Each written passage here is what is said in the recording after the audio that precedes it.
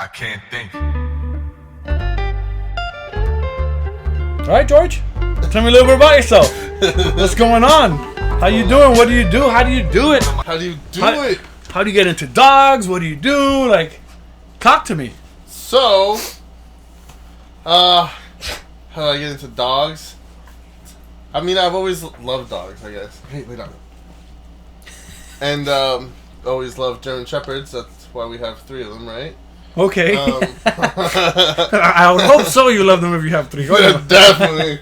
I don't know, man. Always like a childhood, like kind of obsession was like animals, man. Like, cool. when I talked to my mom about being a dog trainer, because like I mean, you know the journey kind of. So I didn't really know what I wanted to do or like what I wanted to focus on. Okay. And then when I was like, "Yay, dogs," and I talked to my mom about it, and it was like, "Hey, like this is, I think, kind of like what I'm fucking with, you know? Like this is like that's the route. Like, it's a weird conversation to have with parents. For sure. I mean, I don't know. My mom's always been supportive. That's awesome. I feel like I could have been like, "Hey, mom, like I want to like murder people for a living." And she's like, then she would "Right like, on, brother." Are they bad people? And I'm like, "Yeah, they're bad people." And she would have been like, "Okay," like you know, like one of those things. Like, she sounds amazing. Super supportive. I love Awesome. her. I love her for sure. But yeah, when I talked like in the last like 3 years, I was like, yeah, like I think this is like what I want to do. Yeah, like I don't like, I'm not sure like how I'm gonna do it or what I'm gonna do. You know, like I think that's the route. And she was like, yeah, like it makes sense. Like you've always loved dogs. You've always loved animals. You've always like been intrigued by like birds, horses, cows, pigs, chickens, whatever the fuck, right? And Azula, yes, kind of like started it off because she came to me as a kind of like a shitty ass dog, man. And you rescued her, or I don't remember now. So like her situation was technically it was a rescue, I guess, in a way. Mm-hmm. One of my homegirls that I'm training her golden retrievers now. What? All right. Yeah. I'm training both of her golden retrievers. Excuse me. It's okay. She hit me up and she was like, we'll "Hey, edit the burp out." Maybe not. I don't know yet. She moved to Georgia, bro, with her husband. Okay. And this was like... And she still had Azula. She was still Azula. Yeah, this was like 6 years ago, bro. Okay. Like fucking maybe 6. Okay. And she had a pit bull. She had Theo, which is the golden retriever she has now. Gotcha. And then Azula. And then she had just had her first kid at this time. She hit me up and she was like, "Hey, like, do you still want my dog?" Because I had been bothering her for like because you liked Azula. Yeah, and like she would post it on social media and Snap, and I'd be like, "Hey, like, I just fucking around." I'd be like, if you like ever get rid of her, if let you me ever know. get rid of her, let me know. Look at or that. if you ever like if you ever like run into a situation where you like need someone to take her, like I'll take her. I'll take her immediately. And sure as shit, dude, like a year after me starting to like mess with her, I was like, "Hey," like she hit me up randomly. She was like, "Hey, like, are you serious about this?" Yeah, like how serious are you about this? And I was like, "Well, why? What's up? Like, what are we talking?" And you know, she started to explain. She's like, "Well, we have like a lot of dogs in the house. Just had a fucking newborn baby. You know, it's just like a lot. You know, understandable." And I was like, "All right, well." Like, how far do you... Because at this point, like, she moved away. So, I hadn't seen her. She's in Georgia, you said. She was in Georgia. Well, like, now she's moved back. But at that time, she was in Georgia. So, I forget exactly where it was. But it was, like, I think an hour or 2 outside the Florida... Like, line? Yeah. Okay. That we went... Met up, and you swapped dogs. Basically, I just... Or she gave me the dog. It wasn't necessarily a rescue, more like an adoption. Like, yeah, absolutely. That's cool. And so... I guess, like, the urgency or, like, I don't, like, me just wanting the dog, like, I never asked, like, hey, like... What are her quirks? What's not? Nothing. You know, like... I love her. I don't care. I don't give a fuck. I just want a German Shepherd, and she, like, has the markings that I've always liked, those, like, that bicolor... I got like, you. Move it up a little. I feel like it's military police dog kind of look. Gotcha. Always because she's all black with the boots, right? Yeah. Super sexy, yeah. So... never asked. I'm pretty sure I was like, is she, like... bad or anything, and she like my friend never like Bernice never told me like she was bad, and she wasn't bad necessarily, but she was leash reactive to people. Yeah, she's like, "No, we got 3 dogs, but I'm gonna give away the best one." I mean, I'm messing with you. Like she was the worst one either. Right. So, definitely probably most drivey for her. Probably maybe the other dogs are a little bit more docile, and you know she's a working line shepherd. Now she's chilling. Now that she's like in her older age. Yeah, I was gonna say she's a little older. But when I got her, she was like freshly too, and fuck was she annoying, dude. Gotcha. fuck was she annoying, because she just like wanted to work all the time, and like that's when I was like super consistent at going to dog parks and doing stuff. But at the beginning it was weird because she would lunge at other dogs. So I was the dude like in the park being like, I'm sorry, she's really friendly. She's just weird sometimes, you know? Which is the people that you were that guy. Yes. Oh. I was definitely that guy. Right now we see those people who are like, I was like, ooh, she's just weird sometimes, but she's super friendly. Right, she's trying to eat people and dogs. Not the people so the much, dogs it was only. dogs. Got it. And oddly enough, it wasn't even dominant dogs. I think it was dogs that activated her prey drive more than anything.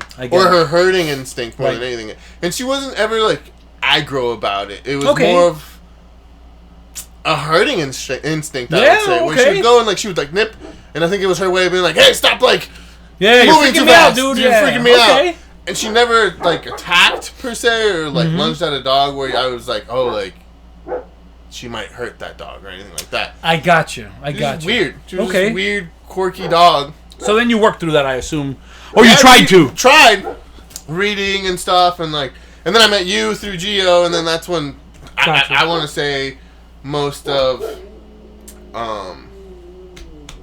like the advancement in Azula started to happen for real, because I had previously gone to that one lady that I told you ages ago, where I told you that I felt like I was like kind of just being babied and funneled into this class of like people that wanted like lesser training, I guess, or so I know this is weird because I know what you mean, but maybe people won't understand.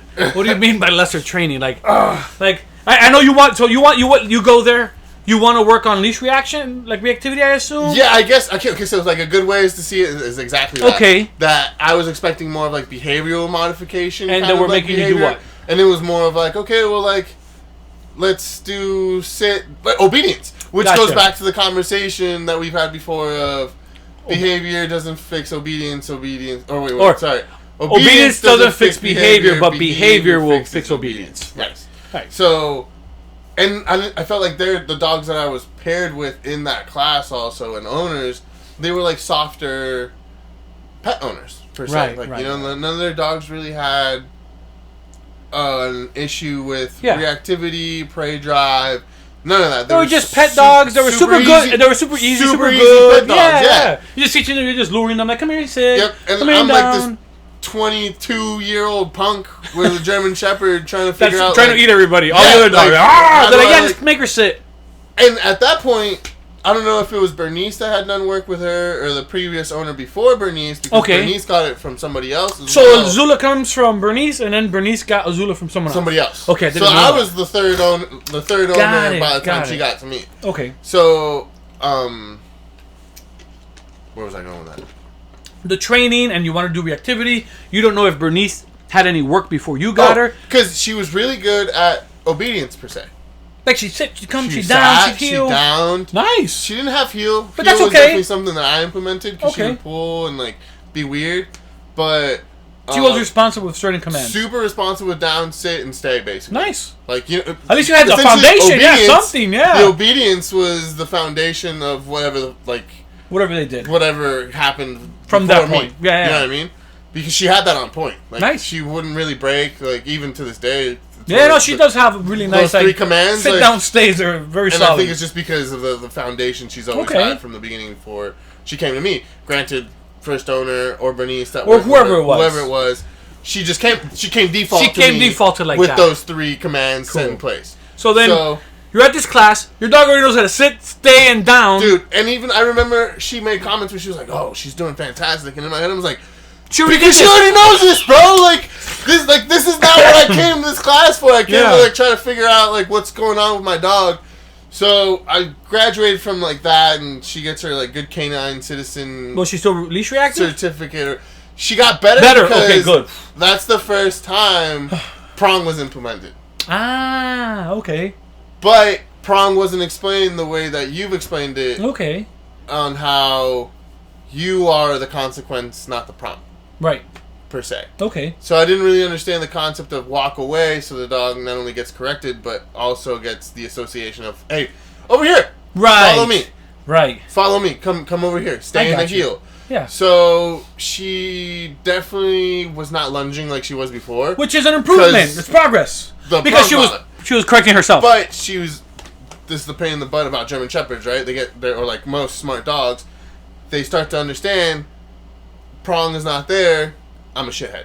Right, so it becomes color smart. Yeah, so she was like kind of at that weird intermediate, yeah, like where I'm good on a prong. Right, off the prong is like she was still like, what? Like, what's over there? And she was still a little like lost in translation, and it wasn't until I met you and you made fun of me because I had my fucking little no, pouch. I'm gonna interject right now. I meet George, another client friend of ours, and I meet George. Azula's there. I meet Azula. She's great, and George tells me, "Hey, you want to see what she does or whatever?" I'm like, "Man, I'd love to." You know. Yeah. We walk outside to the street, and I remember you had a book bag, right? You get your book bag, you take it down. You unzip your book bag, you take out a vest. It wasn't a vest, bro. It was a little pouch. I had a little pouch. I call them cup holders. A little cup holder. Yeah, it was like a little cup holder. And then I was like, "Hey, what are you doing?" He's like, "Oh, I'm waiting." I'm like, "Why don't you put all that stuff away, bud?" For sure. Absolutely. I put all that stuff away. So let's work this stuff. Do the thing. Yeah. Do the thing. But it was great because at least, like, I make fun a little bit of like people that wear vests or wear cup holders or wear the skirt. I call them skirts. They're not skirts. They're And it's like something that the apron. Sorry, I couldn't think. All the time. Around. Yeah. All around. You're probably one of the only people. You and Tom Davis, actually. Now that I think about it, because I don't think Tom Davis, or at least I haven't kept up with his newer stuff. But when I watched him, he's not really like a pouch guy. Okay. But he is an e-collar guy. E-collar guy. Yeah, which I'm super. But he's more of a vibrate guy than he is a shocker, which I also kind of found weird. So everyone's going to have their own modifications of everything, right? So if it works for him, that's great, and if he could relay that information to his clients and the pooch parents, that's all we care about. Yep. We don't care about if he's stimming. We don't care if he's vibrating. We don't care if there's a pouch. We don't care if there's not a pouch. Are the clients and the dogs getting the end result we want? Right. That's all that should matter, I think, right? Absolutely. It's like if you take Google Maps, right? I want to get to point B from point A. It's going to give me different routes, right? I can get there straight. I can go to the right. I can go to the left. I can make a U-turn and come back. Right. What route do you want to take? Right. You know what I mean? Meanwhile, we get to the end result. It shouldn't matter. Where I'm kind of like a little shithead sometimes. It's like, yes, it's great, like what you said. The dog is great on the prong, but then off the prong, it's kind of like. Yeah. Like balancing that, I always say the newspaper effect, right? Like if you talk to your grandparents or your great-grandparents and how they disciplined, it was usually like, "Hey, Rufus, no! Rufus, no!" And then Rufus doesn't listen. "Mary, bring me the newspaper." And then I grab the newspaper. And as soon as the dog sees the newspaper, he's like, "Oh, shit." And it leaves. Right. What held the consequence? What held the value? What held the newspaper? And then if you take that same concept and use it for the pouch becomes a positive newspaper. It'll work great when you have the pouch on. But without the pouch, it's indifferent. The prong becomes a newspaper. With the prong, they're great. Without the prong, they're nothing. The treat, like hey, I need the dog to crate up or go in the room or come inside, and it doesn't listen. Fifi come, Fifi come, Fifi come. Fifi doesn't come. I go to my treat bag or my treat jar, and as soon as it hears the pop or the crinkling, the dog's coming, sitting down and making coffee. What do you want me to do? How do I get that treat? Right. Because now the treat became a positive newspaper. Right. And why I always use the newspaper? Because it's always something outside of you. Right. It's never you. The treat. You aren't the consequence. Right. That's why I always say you are valuable. Right. Like you are filet mignon. Yeah. Right. I should have filet mignon, toys, treats, balls, and it always chooses me. And then from me, I could guide it to get whatever else. Yeah. I am the pillar. Right. We stem from us. That's the only reason I'm kind of like a shithead. It's not that I'm against treats or pouches, right? Yeah. I just hate... Which makes sense, though. Which totally makes sense. Yeah, I just hate all the extra, right? Like, it's like, so to go walk my dog, I didn't bring the pouch, the vest, treats everywhere. Like, it's such a...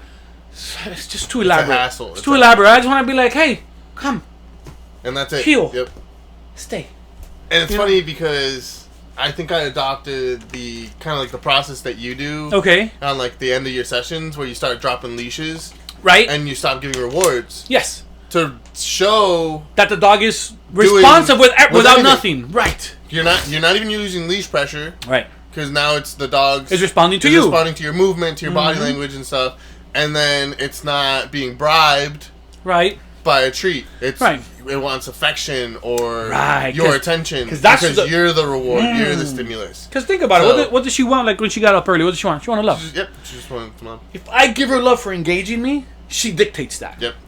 But if I give her love when she's disengaged, she'll always be disengaged till I engage her. So she's imprinting behaviors 24 hours a day, even when we're not teaching them, right? Right. She's primitive, right? She's going to cause and effect. So if I start being conscious about when I praise, I am so valuable. But if she comes over and dictates my praise is it's worthless because it's given, it's not earned, and everything that's given doesn't hold the same value as earned value. And it's a silly or funny association, but I would say like if I go to the gas station and I buy a scratch off. Right, and I scratch it off. I'm like, bum, bum, bum. And I win $1,500. First thing I'm gonna do is I'm gonna call my wife. I'm like, babe, get the kids ready. We're going to Disney. Right? Free money. Right. I work all week. I make $1,500 extra. It goes into savings. Right. We're not spending it because we earned it. It wasn't given.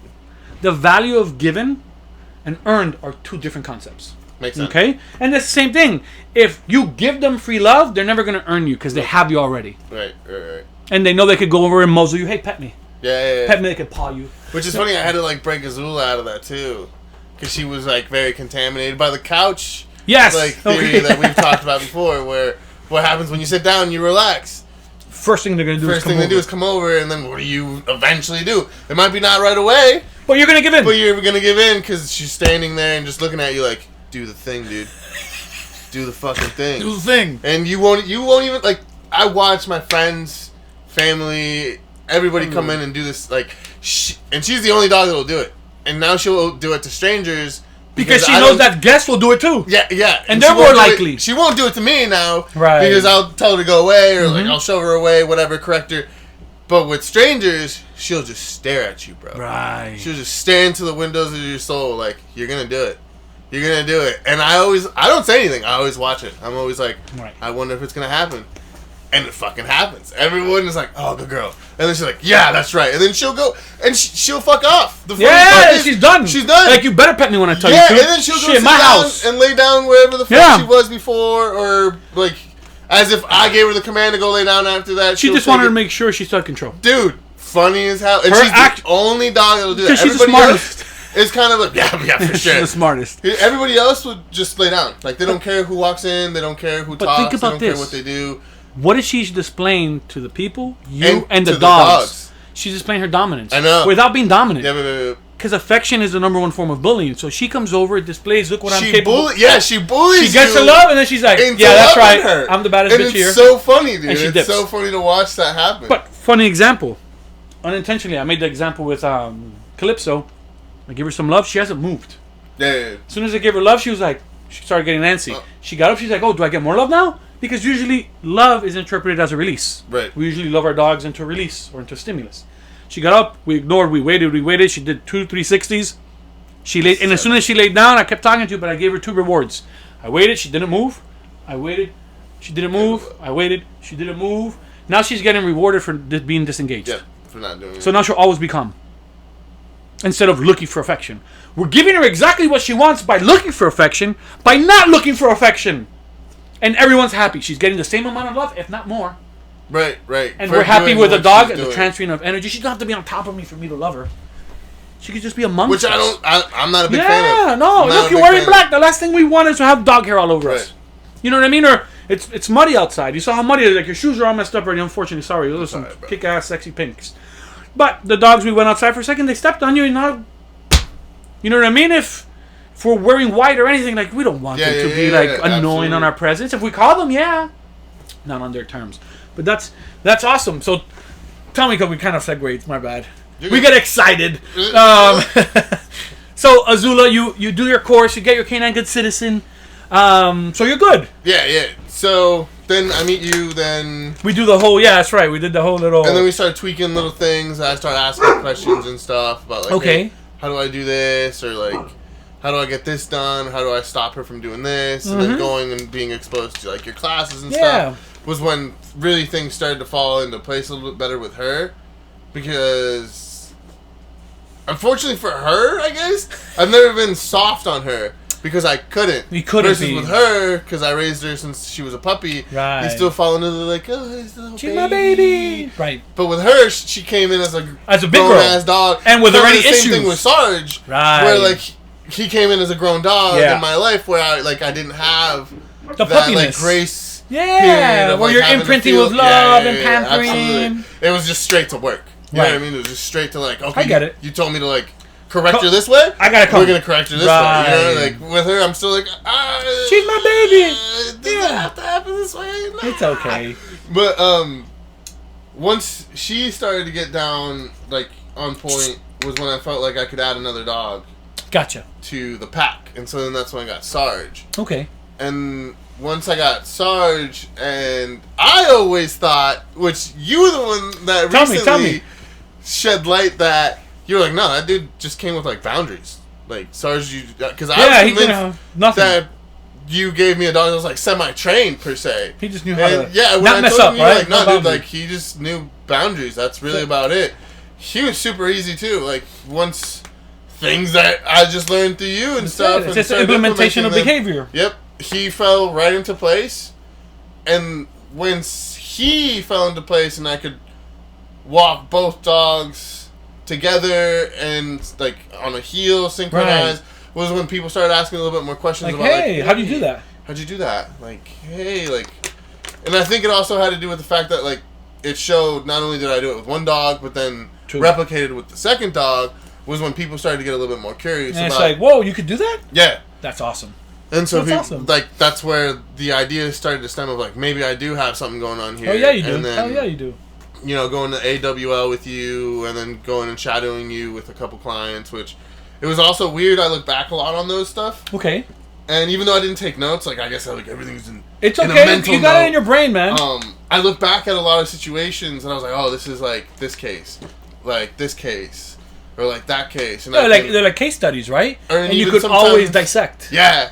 And there's times where I'll bring something up to you, and then you'll start to explain it, and then the way you explain it, I'm like, okay, so it's like Oliver, but not such a big yes, yeah, because you have something to compare, associate, and then you're like this guy, but not as high level. Yeah. I'm like, or like this, he's a little bit subsided. Boom.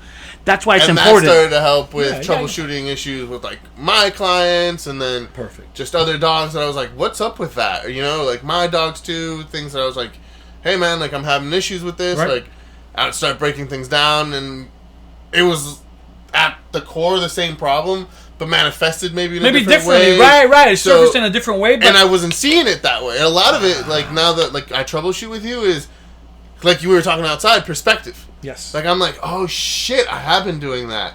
And then it just, like, puts it into play that I was like, oh, feeding into the bad behavior versus the good behavior was why I've gotten these weird reactions. Exactly. Or, like, these little, like, details hiccups where I'm or like, whatnot. Yeah, because they're not bad days. It's just like, she keeps doing that. Yep, Why? Yep, and it's like, because you're thinking like a human, she's thinking like a dog, right? Yeah, and then... It's absolutely. I can see how she get confused. Yep. Right? So, and then that's what it is. It's just all communication. And we get lost in translation. Lost in translation. Right? Like we always talk about, we speak English, we speak Spanish, we speak French, whatever language we speak, right? But it's irrelevant to the dog. Yeah, they don't speak that language. It's so weird when I tell people, oh, yeah, he's trained in French, right? And they're like, oh my God, he's so smart. I'm like, no, not really. I could teach it in fake language. I could teach it every time I say water bottle, it puts its butt to the floor. And it sits when I say water bottle. Yeah. I can make it down when I say tree. I can make her bark when I say quiet. You know, it doesn't matter. Yeah. It's an association to a word with an action. Yep. That's it. You know? It blows people's minds, too. That it almost, like, fucks with my head that humans have this, like, idea that dogs speak the same language. Right. Because you've had a lot of clients already, and you'll see how they're, like, speaking or negotiating or like trying to associate things with dogs through verbal. Yeah. Hey, you know you can't do that. We're gonna have the dog come in. You're gonna be a good girl. Hey, you're gonna be a good girl. You hear me? And you're like, not just that, but I bring up the concept that we're just like kind of talking about right now. Is I tell them, hey, you could teach the dog cucumber, and cucumber can be sit. The dog doesn't fucking know. Right. The dog doesn't even know what sit means. Exactly. It just determines an action. Yeah, when you manipulate, exactly. And then now It's like, oh, okay, so every time you say cucumber and my butt touches the floor, I get a reward. I'm going to just keep doing that. For cucumber. For rewards. Hence why they can learn French, English, German. Whatever it is. It doesn't matter. It's just a sound. You can say, and make them sit. I want to say 99% of my clients, like, once I bring that up, they're like, holy shit. I think they, like, fully understand. They connect the dots all of a sudden. They've been trying to communicate with a dog that just simply does not speak their language. No. And they've been trying to speak their language with a dog that doesn't dogs just probably feeding off of what they're doing, energy, right? And like, a lot of people get confused with that because they're like, oh, but like it understands. Like, no, dude, it comprehends your body language. Like, if you're getting excited and you're like, you want to go for a walk, you want to do this, and then the dog's like getting happy. Like, of course it's getting happy because you're feeding off with that energy. Versus if you were cool, calm, collective, and you're like, you want to go for a walk, the dog would probably be like, what's going on? And you make such a valid point, right? Like, I'm going to feed off of you. It's like, my wife's from Romania. So, first time we went to Romania, like, I don't speak the language, right? But I speak body language. Okay. Like, if someone's trying to communicate with me as hard as they can, and I see them kind of confused, I'll be like, and I'll make the same, I'll mirror them, like, okay. But if they laugh a little, I'm like, fuck it, yeah. Because we're going to feed off each other, right? Yeah. So, I think one of the first words I learned was La Molzan, which means like congratulations. They use that for happy birthday, happy new year, anything is La Molzan. Just so celebration, I'm La Molzan guy, right? Anywhere I get to, they know I'm American or Cuban, and they'll as soon as I get there, I'll be like La Molzan for no apparent reason because it's funny, because it breaks the ice a little bit, and everybody's like La Molzan, and I'm that guy. I say goodbye, and I'm like La Molzan, just because I stimulate what I want out of people, happy. Light, engaging. Right. Even though I don't speak the language. Everyone's happy. Because you already know, too, that they're probably going to be frustrated with exactly. you. So trying to communicate. So if I don't understand something, I just go, Level, and they laugh and we have another drink. Just right? Because we're masters of body language. Easy way, dude. Masters of body language. Yeah. Facial expression, ear positioning, tail positioning. Everything. Chest positioning, sideways look, upward look. To the point that if you sit down, they know you're more vulnerable. Than if you're standing up. Yeah.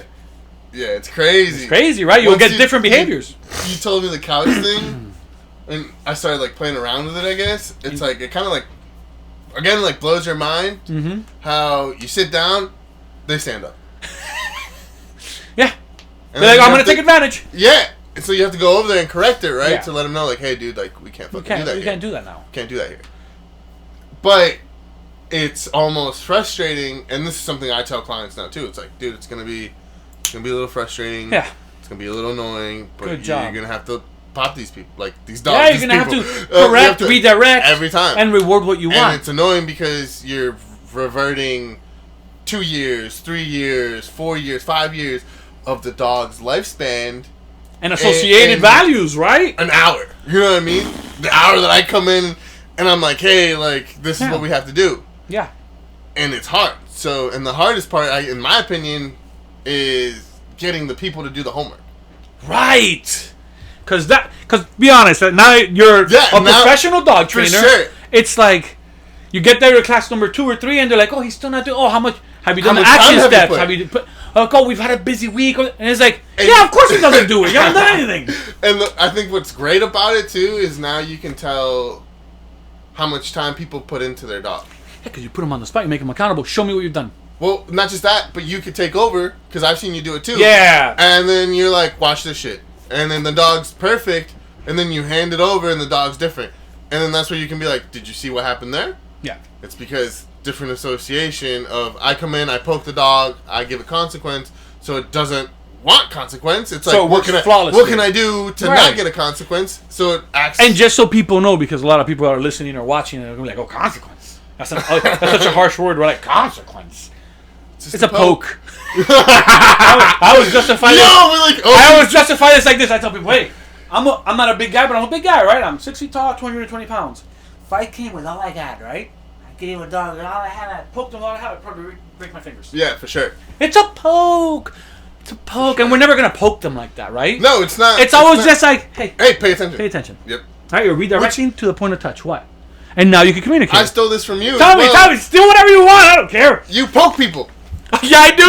Like when because I want the client to feel. Understand. Yes. So like now I'm like, boop, And I just do it, and I just poke them real quick. Boop. And it's funny because they'll 99% of the time give the reaction. You're like, oh, and you know, like you're being a baby. Yes, because you're like, dude, I barely touched you, man. Yeah, but you just caught someone off guard, and you have that reaction. But it's great because that's what the dog does. Yep. Because sometimes you poke it, literally, you just go boom, boom, and they go, like, oh, and they're like, oh my, I'm like, dude, bro, I promise, it's not what you think. It's not what you think. We just caught them off guard.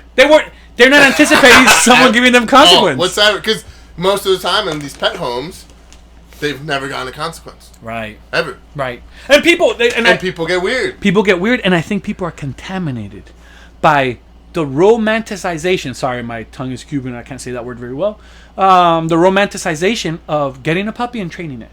Oh, we're going to train it. It's going to sit. It's going to down. It's going to stay. Yeah. It's going to do cartwheels. But it's annoying. And it's not that they can't. It's that they... It's repetitive, yes, too. They contaminate the wrong behaviors and only work the right behaviors for 2 seconds. Right. For 5 minutes. And then the rest of the day, they're like, oh, we're not training anymore. You get to do whatever you want. Yep. Right? So it's a hard balance. And the puppy stage also, I feel like, works against a lot of people. In what way? They don't think ahead of time. Okay. And by that, I mean those undesired behaviors that you're talking about. Mm-hmm. Like puppies jumping up. Okay. Everyone loves it. I think every puppy does that, right? Yeah. And every puppy does it. Everybody loves it, and what do they do? Nice. Oh my god, yeah, it's cute as fuck. Right? But then, you know, in my case, that I like German Shepherds, it's cool when they're fucking 10-pound, 12-pound dog, but then all of a sudden you get a 60-pound. Yeah. Or Sarge, which is 90 Yeah, he's a big pounds, dude. Yeah, he's a big dude. And he tries to do that shit, it's like, it's not funny anymore. It's not. And it could, like, hurt you because he's such a big dog. Because Scratcher can knock you over, and he's not being aggressive. No, he's being happy. Being playful and happy. Yeah, but I gave it so much love that I reinforced it. It. Yep, absolutely. Just in little behaviors like that people in that moment, they don't see the long run of what's gonna happen, and then you come in and they're like, my dog jumps.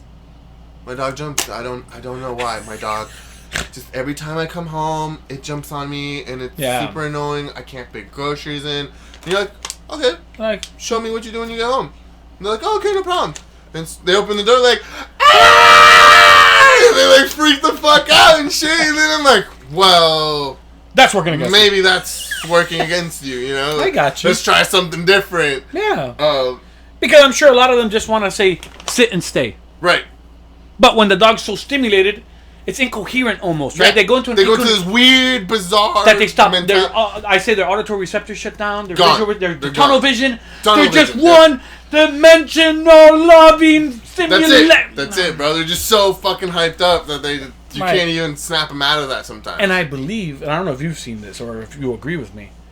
No, at the beginning process, once you fix that, people are almost sad. The dog's not happy to see me anymore. Yeah. Oh, yeah. We've talked about this too, where they think like this is sad. Is a sad dog. Yeah. Why is it just laying down? It's sad. Yeah. But you don't think she's enjoying our energy? Dude, she's fucking loving it. She's on a podcast. She's hanging out with Uncle Jess and Dad. Like, for sure. Like Big George's in the house. Like, we're having a great time. This is the happiest she's never gonna be, basically. And there's dogs outside. I'm sure you hear them bark, eating. She doesn't give a shit. Next to you. And now I keep loving her. Like, this is great. This is where they want to be. Like, this is what everybody wants, but everybody is contaminated by the perception of calm dog, sad dog. Yep, absolutely. Stimulated dog, happy dog. To the point that people will walk into my house and they don't hear a lot of barking. Mm-hmm. They'll be like, is everything all right? Like, are your dogs here? Yeah, all three of them. They're in the kennel. Or all four, because you still have Toby or no? Yeah, I still have Toby. That's not how I play. 4 dogs, okay. So people come over and they'll even tell you, are they sick? Yeah, for real. No, seriously. Like, they're like, hey, like, what's going on? Do you still have your dogs? I'm like, yeah, dude, they're in the kennel room. It's fine. Or we'll just be chilling and people won't believe that 3 dogs or 4 dogs can just be in a space like this, just hanging out. Calm. Like, not playing, not doing crazy shit. Just, and how many times have you heard, I can't have a German Shepherd. I don't have a big yard. Oh my God. All the time. Or I'll tell people I have 3. And then they're like, oh my God, you must have 20 acres. 100 acres. Every time almost. Like, no, bro. No. Like, look, if you had 3 of these, or 10 of these, or 100 of these in here, you wouldn't notice. Yeah. Because, voila. They're just chilling.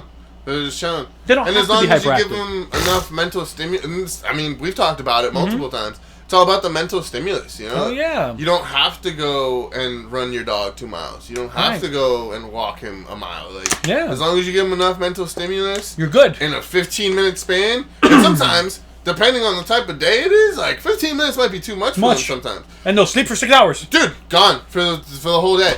It's funny because I don't know if you run into this with your clients, but something that I get a lot is like, oh my God, I go out in the morning, we run 2 miles, I run 2 miles in the evening, and he's still ready to go. I'm like, yeah. You're not doing anything. It's a primitive subspecies. Yeah. Like, they're made to work without food and water through treacherous terrain on days on end. Yep. Just like, work. You know why your doctor, the most, like on average, the best time to work out is in the morning because it invigorates you. Yeah. It doesn't get you tired. If you work out at night, you'll stay up all night. Because I feel fucking ready! Yep. So when you run your dog for 2 measly miles in their head, because they could run 20, it's like, for you, it's kicking your ass, but for them, they're like, I got my second win, I'm ready, yeah! Let's go! So, when you think about it, it's like, oh shit, I didn't think about that, right? Yeah. Because we're thinking like kids. What do most parents do? After school, I go to the playground so the kids could play for 2 hours. They get exhausted. I go home, I feed them, I shower them, they go to bed. If I don't go to the playground, it's a nightmare. God forbid it's raining. Right. Because then I have these 2 maniacs in my house. In my house, we have 5 maniacs. But it's like I have 2 maniacs in the house that I can't subside because I didn't exert their energy. Right. Because there's no control mentally. So that's the same logic we use for dogs. Let's exercise them to the point of exhaustion, but it's very hard to exercise, at least a German Shepherd, to the point of exhaustion. Yeah, dude. I mean, Sarge is a great example of almost impossible to work him to exhaustion. Yeah, but if you have a Basset Hound or an English Bulldog or a French Bulldog that has no breathing pattern, walk around the block, yeah, done. But give them 45 minutes, and then they'll be fine. They're back to normal. Yep. Right, so. It's funny because you have the same situations I do. Like as you get more, I guess, more exposed to different clients, you start seeing the same thing you said earlier about when you used to shadow me and you have like case studies and you could be like, oh, like Oliver or like Cece or like this. You could also see that in clients. Like, okay, this household's like the household I did 3 months ago. Yes! They have the same dynamic. Yeah. The husband has this schedule. The mother has this schedule. Yeah, what's kind of fucking me up too. Tell me. Is so, you know, people start asking questions and blah, blah, blah, blah. And one of the questions that, like, I guess is brought up or people always assume, in a way, is like, oh, the guy always has, like, the dog on point, probably, right? Yeah. And I'm like, actually, weirdly enough. Not always. Not always. No. Sometimes the guy ends up being, like, the weaker link, per se. Right. Or maybe he's not putting enough consequence into the dog, or enough time in general, because he's like, oh, I don't give a shit about the dog. Yeah, he's like, whatever. Yeah. And you could tell the difference between, you know, mom and dad. And sometimes dad is the more dominant, or maybe the one that's more prominent to doing the work with the dog. Correct. And so the dog's more responsive to dad, and then you have the scenarios where it's the other way around. And mom runs the house. I call that the mama bear effect, right? So dad could be mama bear, or mom could be mama bear. Mama bear is like the one that acts tough but is soft. Right. That's my mama bear, right? Sometimes, I'd say maybe 60-40, dad's usually mama bear. He's acting tough, like, no, this dog needs to get in check, bro. Leave it to me. It's out of control. I didn't even want the dog. You know what I mean? And then I talk to mom, and she's like, look, I try to structure. He's working against me. He's always petting the dog. Lets her lay in the bed. Does all these things. Like, I don't know what to do with him. You know what I mean? Like, I'm the one with him all day. That's the big I have the kids. I'm structuring, but he's working against me. Yep. And then I ask dad. He's like, no, that's not true. Listen to me. All right. And then I'll talk to mom, and I'm like, he's mama bear, huh? She's like, big time. You know? Right. So there's always there's always an imbalance, better said, of power structure. Right. Like, just. And then it's weird because it's our job to come in and find shine the a light. We're not dog trainers. You already learned that. Yeah, it's people. I'm doing it for the dogs. Like, I love the dogs. Everything's dogs. But in reality, it's people. It has nothing to do with the dog. It has fucking zero to do with the dog, bro. If we don't fix them, the dog's never going to get better. I guess the only thing in my case that the dog has to do with it is, like, that I love dogs. I want to, like, the best harmonious outcome. Because I never want to see people get rid of their dogs. No. I never want to see people, like, go through bite scenarios. I never want to see people go through, like, these weird scenarios where like, oh, we have to get rid of the dog, we got to put it down, like all these weird things that can happen. Like, I don't want to ever see that. So at the end of the day, the outcome that I want is harmonious relationship between owners and dogs. Yeah, so, but you can't get there without the owner. And without the owner, exactly. It's funny. It's funny that like I thought it was gonna be all dog, all animal, all dog. Like just you're gonna mess with people here and there, but it's dog. No. But in reality, you're kind of prepping these little dog trainers, right? Like when they hire you, like and. I mean, you say it too, because I again stole it from you, basically. You didn't steal anything, dog buddy. training isn't just me coming in and doing this for an hour and then giving you homework. It's for the rest of your life. Like the rest of this dog's life, you're going to have to continue to implement these things, because if you don't, then it'll go away. It's just going to be gone. Yeah. It's going to be gone. You're going to have to call me again. I'm going to have to come in. You're going to have to pay me again. To tell you the same thing. Same thing again. Or, even better, you're going to have to pay me to come in, and the dog's just going to be like, oh, it's this guy? No, we're not. Because you're so valuable, right? Your individual association is what the dog respects. Yep. So, like we were talking about mom and dad, if mom implements all the work and structure, the dog will be great when mom is home. As soon as mom leaves and dad has a dog, the dog's a maniac. Because when the cat's away, the mice will play. Right? Like, I think we've always talked about this, like, even like when I grew up. Like, I always say my dad was a hammer, right? All he sees are nails. So he only knows how to talk like a hammer by pounding things. Right? So when my dad was home, yes, sir? No, sir? Like, I was a different person, right? My dad left, I was like, party time. Dancing on tables, eating in my room, whatever, everything my mom hated. The whole night. And my mom would scream, yell, holler, and I knew they were hollow threats. Right. All she did was say no, but nothing happened after. So why would I listen to no? Like, I could take no all day. La, la, la, la, la, la, la. The only way I respected my mom. White noise. Basically. Yeah, white noise. The only way I would, like, kind of respect my mom is she's like, you want me to call your father? I'd be like, whoa, chill, bro. Take it easy, baby. I'll go to my room. Like, chill. But my dad never saw my mom's son. And my mom never saw my dad's son. Right. Different associations. Because I molded myself to the individual, the environment, the scenario. What you can get away with. Right. And people kind of connect the dots to that, and then I even go as far as to say, like, think about high school, elementary school, whatever. Were you the same student for your math teacher than you were for your football coach? No. Were you the same person for the principal than you were for the cafeteria lady? Every class held a new George. Yeah, absolutely. Right? Every situation. Depending on what you can get away with or whatever. Absolutely. Because we learn environmentals. Yep. We learn consequence. We learn positive reinforcement. We learn bribery. We learn, how to negotiate with teachers. Like, we learn that. Yeah.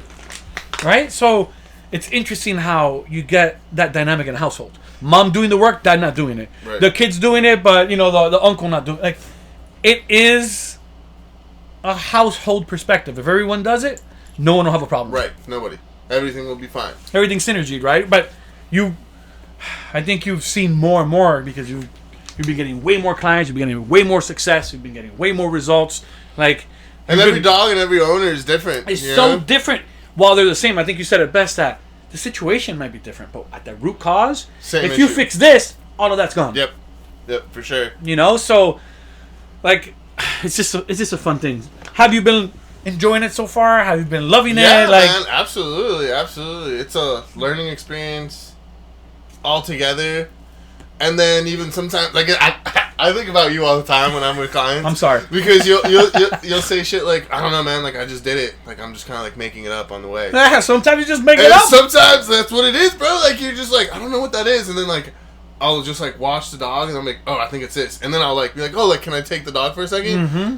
And then I'll do something different, like, maybe lean a little bit, like, faster. Yeah. Or, like, just little tweaks you just modify in things. the body motion where I'm like, okay, so it's the trigger. Right. Like, you're doing the trigger wrong. Right. Or, like, whatever. Like, sometimes it's the most minute detail that you couldn't like, see. That I couldn't see, but once I grab it, like the leash, boom, when you handle and then I handle it, I'm like, okay, I see what your problem is because the dog's not doing it for me. But I'm out of habit and just like what's the word I'm looking for? Routine? Muscle memory routine, right? Yeah. I'm just doing dog trainer shit. You know what I mean? Right, like, but now you got to put yourself in their position. Of like, what are they doing wrong? Like, what do they not know? Because the dog's doing everything right. Right. They're not driving the right motions, right? So how do I teach them to get the result? So the dog's getting maybe confused in positioning, or like just like little details where I'm like, wait, what's going on? Because when I handled the dog, it was spot on. He, or at least understands what they're having troubles with. The difference is that you know what to do. Yes. For them, so something I've noticed with clients, and I always tell them, I don't know if you ever watched the movie The Last Samurai? Tom Cruise? Of course. It's one of like the coolest, right? I love that film. But there's a point where Tom Cruise finally like gets inducted into the tribe, and the village, better said, and he starts practicing judo and stuff like that. He keeps getting thrown, right? Keeps getting thrown, and comes over to Tom Cruise and he goes, "Hey, too many minds." And Tom Cruise is like, "What?" He's like, "Too many minds. You're minding your opponent. You're minding the people watching. You're minding your movements. Just go with the flow. Too many minds." I know exactly. I love that. Like, that has stuck with me forever. That's going to be one of my... I know exactly. Because he's minding too many things at once. Right. Just focus on the task at hand. This happens to our clients. They're minding holding the leash. They're minding the dog's position. They're minding listening to you. They're minding their husband or their wife watching. They're minding the kid. They're minding the neighbors. You're just... And they're just like... Dog training. Fuck. What do I do? And because you're telling them, right, stop right there. Turn back to me. Good job. Speed up. And they're like...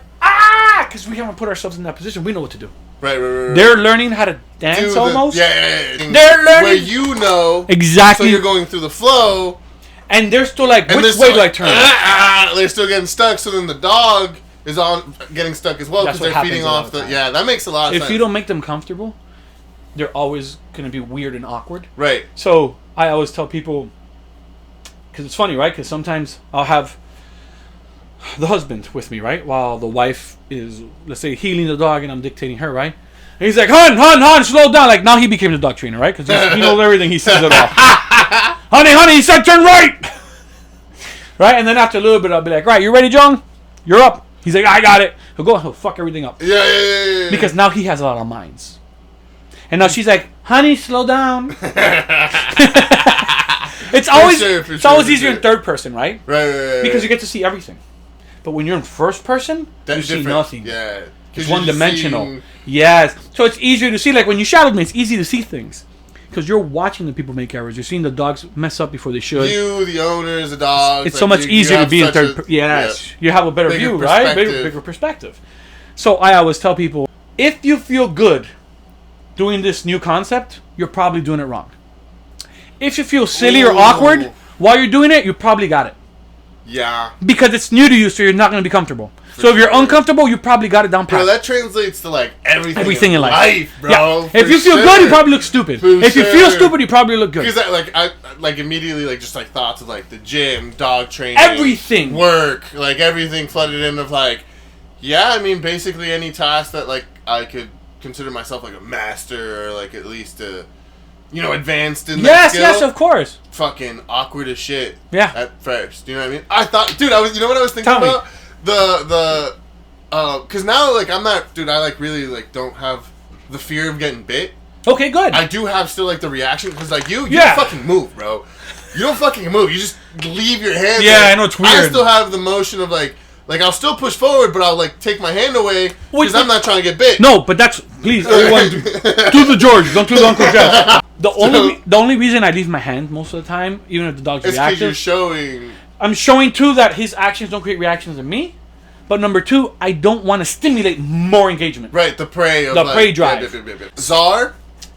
Which one was Czar? Oh, the big German Shepherd thing. Yeah. I think about the first time that you were like, all right, like now you have to do this, dude. I was shitting Rick that time. So he shadowed me for like months, and then I got a real big kind of weird dog, and I'm like, all right, George, you ready today? And honestly, that was like probably the first time ever in like our whole entire experience, or even like going and taking bites from like Echo and Gunny and like shit like that. Like that was like one of the first times that I was like, oh shit, like fuck. He was a big dog. Yeah, he was like what, like $120 or something. He was a. He was fat too. He was a little chunky, but he was a big dog. Like dimension-wise, he was lanky. I'll post a picture. I'll have a picture of you and him. I'll post a picture. He was a big-ass dog. So that was probably the first time that I was like, just like, my mind, like the overthinker in me starts to be like, his fucking head is like the size of like my forearm. So if I get bit, it's not that's gonna fuck me up. Yeah. And I remember, and I was just thinking about this the other day because I just remember being super awkward, super uncomfortable, super fucking worried that I was gonna get bit. I even remember that when we were walking in that strip and you were like, put the prong collar on. I was like, I can't, Jesse! I can't! I don't want to! I don't want to do it! To this day, like, I think about that pretty often. But I'm glad that you had to go through that. Absolutely. That was a breaking point. You had to break through. Because I had to just do it. And I know... And if you know you could do that dog, you could do almost any dog. Basically, for sure. Because it was just like one of those weird situations where your mind starts to kind of like fuck with you. Yeah, 100%. And like fear starts to get instilled in your mind. The imaginary lion. And, yeah, for sure. The imaginary lion, for sure. Absolutely. And whatever, fuck it. Everything was fine. Like, you did great. Super fucking chill. Super kick-ass. And it just goes to show, again, like, everything's in your fucking head. Bro. Just...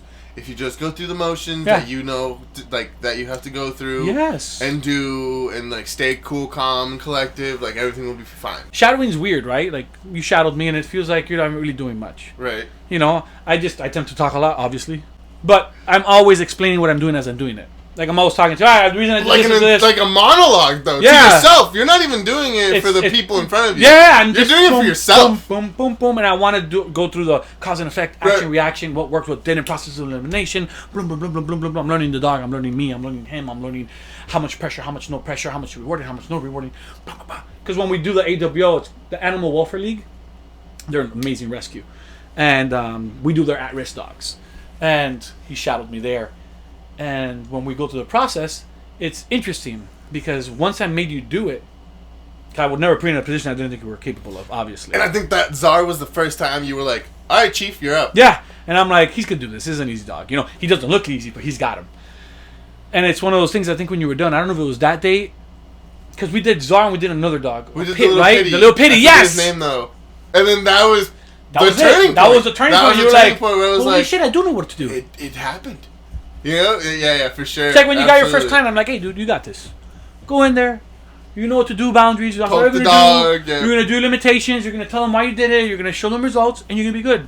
You went in, you did it, like, bro, it was so easy. I'm like, I know! I know! You got this! You know, for sure. It's just one of those things, like, you have to put yourself in uncomfortable situations to move forward. Which, that's funny you say that, because now someone the other day, I can't remember how exactly they formatted this question, but they said something along the lines of like, how have you been able to push yourself to do all these things? Okay. You know? And like the gym is like one, and then like the dog, like the business, like I don't know why, but like people, I guess, don't think that way. And like I got you. You know what I mean? Like because like everyone like is happy with just going to work, right? You know, like, that routine. The gym doesn't necessarily have to be something a lot of people enjoy. You know what I mean? Right. Like. It's just like, oh, the gym's there. Like, that doesn't mean a lot of people go. But then I started to understand that, you know, you have to fucking do this shit, you know. You have to push yourself through a lot of stuff. If you want to be, like, a healthy dad, you know, like, all this other stuff. And with the dogs, one thing that you've said is you have to get the dog through the uncomfortable situation so it gets used to it and needs to grow. Yep. So, I can't remember who it was. It might have been KD, bro. Honestly. Maybe. Like, what did he say? It was something along the lines of, if you can't hold yourself to have a disciplined life, how can you hold your dog to do that? Yeah, because we lead through example. And ever since then, I was like, holy shit. And that's like kind of what stemmed like me starting to go to the gym, because I was like, dude, like I have to, like, in order to keep up with like training dogs and doing all this shit. I was like, I have to like stay in shape. I have to fucking be healthy, like all this other shit. And then same kind of concept of how can I ask my dog to work out every day, right? Because training is essentially working out for them, like in a way. How can I ask them to do that, and I don't do it? Exactly. And then that's when, like, those are like kind of the that's great. Well, big shout out to KD Matthews, SocraticK9.com. I think it was him, yeah, for sure. Okay. But those are like the things that I've taken away from dogs, which is kind of like weird. Weird, right? Because you self-reflect. Yeah. I will say you could find yourself through dog training. And it's also the other thing that I with the business and the gym thing is a lot of people, they'll go through the process of like what we were talking about in the kitchen is it's hard. It's hard. Like, oh, like, you know, like I can't lift 200 pounds. It's hard. I can only do 20. But like, start. Because you go from 20 to 25, 25 to 30, then to 40, and 100, and you're lifting 200 pounds. You're like, man, I would have never thought. Same thing with the dogs, man. Like, I can't get the dogs to sit down. Well, when have you worked them? Like, you know what I mean? Like, what have you done with the dog to fucking... It's an interesting thing because an uncomfortable situation, a lot of people won't put the dog in because they'll go, it's stressed. Or it doesn't like it. I'm like, yeah, I'm usually stressed and I don't like a lot of stuff I do. Right. But once I do it, it doesn't stress me out, and it's not uncomfortable anymore. Right? Like, same logic applies. Literally.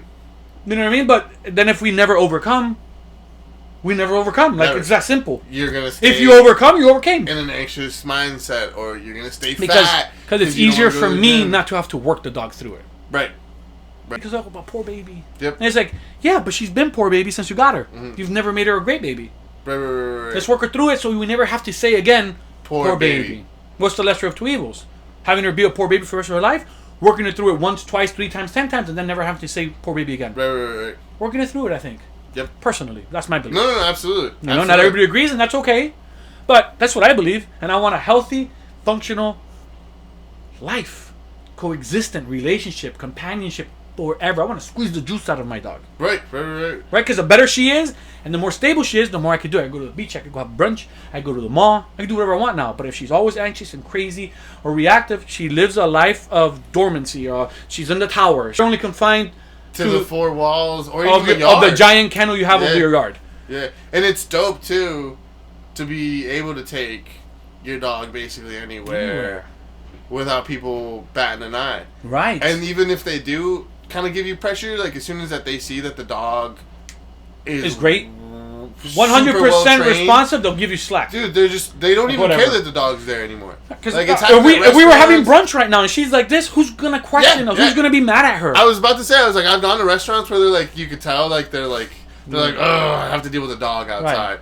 But I'm, you know, if I don't take my own bowl, like I'll ask for like a to-go little box or whatever, so you can have some water. Some water, and then that's all my dog needs. Yeah. Like you're gonna deal with me and my annoyance more than my dog. The dog's not gonna bother you. He's not gonna sniff you. He's not gonna jump on you. He's not gonna bark this is it. This is what you get. You know what I mean? Like, and it doesn't matter where you go. You can go to the beach. You can go to the mall. You can go. It's the way to do it. Get coffee or whatever, and that also attracts people.